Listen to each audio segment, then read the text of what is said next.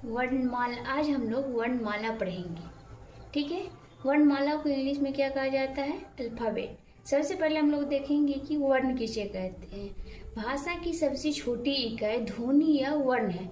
ध्वनि वर्ण का उच्चारित रूप है और वर्ण ध्वनि का लिखित रूप। जैसे हम अ बोलेंगे, तो इससे क्या होता है? मुंह से ध्वनि निकलता है, उसको हम क्या बोलेंगे? ध्वनि। जैसे अ को हम लिखेंगे तो उसको क्या कहा जाएगा? वर्ण कहा जाएगा। या वर्ण उस मूल ध्वनि को कहते हैं जिसका खंड नहीं किया जा सकता, जैसे अ, आ इत्यादि। उसके बाद हम लोग देखेंगे कि वर्णमाला किसे कहते हैं। वर्णों के व्यवस्थित समूह को क्या कहते हैं? वर्णमाला कहते हैं। व्यवस्थित समूह का मतलब क्या? अ के बाद सिर्फ आ आना चाहिए, क के बाद सिर्फ ख आना चाहिए, बीच में ग नहीं आना चाहिए, ठीक है।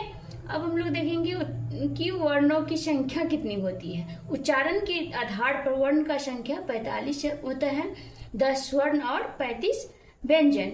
लेकिन लेखन के आधार पर वर्ण 53 है, 13 स्वर, 36 व्यंजन और 4 संयुक्त व्यंजन। वर्ण दो प्रकार के होते हैं। पहला स्वर में अ, आ, हर्षी, दीर्घी, हर्षु, दुर्घु, री, ए, ओ, औ, अंग और अह। कुल मिलाकर 10 + 3 = 13।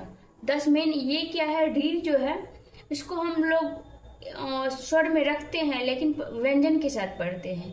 अंग और अह क्या है? अयोगबा है। इस प्रकार उच्चारण की दृष्टि से स्वर कितना हो जाता है? 10।